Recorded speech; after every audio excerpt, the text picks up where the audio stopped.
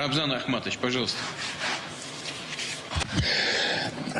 Уважаемый Владимир Владимирович, послушал ваше выступление, я вспомнил блокаду Ленинграда. Стойкость и патриотизм жителей, которые для нас являются примером.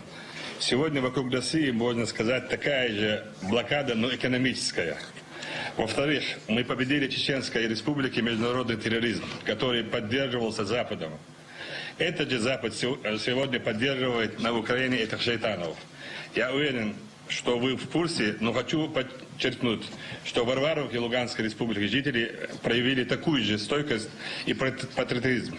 Наши вооруженные силы совместно с местными жителями освободили около 500 детей, которых выставили в качестве живого щита бандеровцы. Сейчас идут бои за город Рубежное. Поэтому, Владимир Владимирович, нам не страшны экономические санкции. Мы на правильном пути и наведем во главе с вами мир на Украине, как и на Кавказе, чтобы обеспечить экономическую и военную безопасность нашего государства. Спасибо вам большое. Мы всегда выполним любой приказ. Спасибо, Рамзан. Спасибо. Ребятам привет передавай.